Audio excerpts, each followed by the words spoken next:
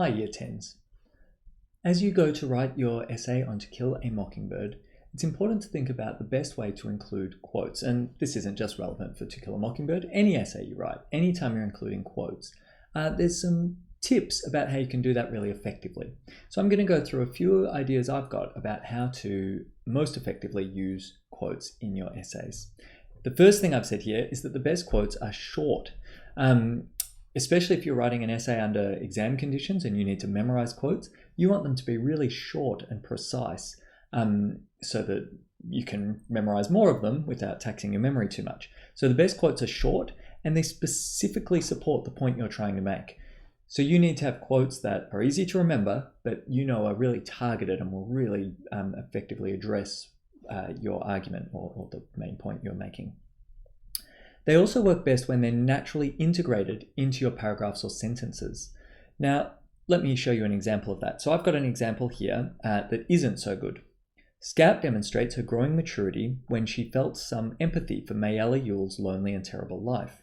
In the novel it says, "As Tom Robinson gave his testimony, it came to me that Mayella Yule must have been the loneliest person in the world. She was even lonelier than Boo Radley, who had not been out of the house in 25 years.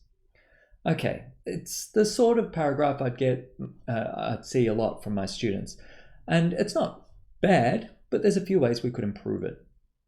The main thing is not all of the quote is necessary. We don't need the whole quote to make the point. There's also quite a bit of repetition. I've said there the idea repeats. It's said twice. It's repeated over and over, and that's a joke.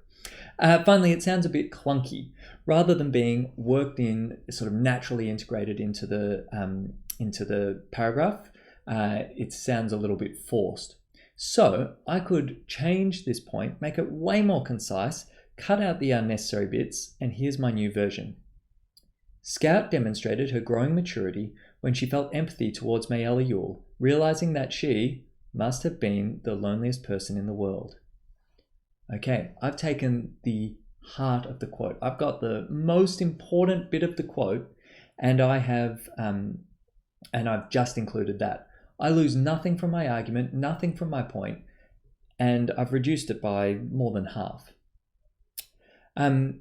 So we're expressing the same idea, but we're doing it more concisely and it flows naturally. Notice that it's integrated into my sentence. In the one up here, I'm like, in the novel it says, and then I say it, and then I include the quote. Whereas in the second one, I just have it as part of my sentence. She realizes that she must have been the loneliest, and it's almost like it's all my own words, but I've got quotation marks, so I'm not plagiarizing. So that's a couple of things already. What's the heart of the quote? How can you make it really short and specific to the point you're trying to make? And second, how can you integrate it so it flows naturally into your paragraph? Let me give you another example here. This is from a real student who I thought did a really good job of including several short, concise quotes and integrating them naturally. So I'll just read it out to you so you can see this really good example. Jem matures from trying to show off his fearless heroism and convinces others that he wasn't afraid of the Radleys in any shape or form, to displaying wisdom by breaking the remaining code of their childhood by telling Atticus about the runaway Dill. Like Scout, Jem was willing to expand his understanding of the world and as such grow to become mature and wise. Lying is something Dill was accustomed to. He could tell the biggest ones I ever heard, and yet, ironically, he sobbed over the Yule's lies when the Yule's lies are believed, saying, "It ain't right."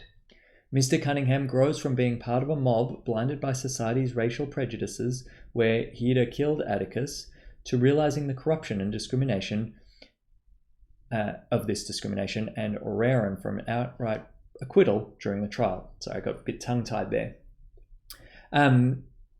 So I'm not saying this is a perfect paragraph. It's a pretty good paragraph. But what it does really well is it has, about 6 or 8 quotes in there without ever feeling like they're forcing. The student doesn't seem to be forcing in their quotes or putting them in a really obvious way. All of the sentences just flow logically with these peppering of really great quotes that illustrate the point that she was trying to make. So you can use that as a bit of a guide for the way you can write your own paragraphs. You could come back to this part of the video and freeze to check that out. Now, the student in the example above used a few really good techniques, and I'm going to show you a couple quickly. So one is that sometimes you don't need the whole quote. Sometimes you want a bit from the start and a bit from the end, but you don't need the bit in the middle. So what you can do is you can use an ellipsis to remove unnecessary parts of the quote. Or you can use square brackets sometimes when you need to add something in so that the meaning works. And the square brackets say, this is my words, not from the original quote. So here's two just fun examples. So the quote is, Mr. Gatt was upset and angry, so he expelled the entire Year 10 class. Pretty good. Let's say I didn't want to talk about Mr. Gatt's emotions, don't care about him that much. So I could condense it using an ellipsis to Mr. Gatt, ellipsis, expelled the entire Year 10 class. If that's all the information I need, I can use those ... to say I'm removed part of the quote, and that's okay. I'm letting the reader know that I've removed something. It still counts as a quote, but I've changed it a little bit. So ... the 3 dots, the ellipses, to say I have removed part of the quote. Or if I need to add something in, so the original quote was, everyone should give him a big box of chocolates, but that could be a problem because you might not know who him, you might not know who him is. So I can add in square brackets some extra information.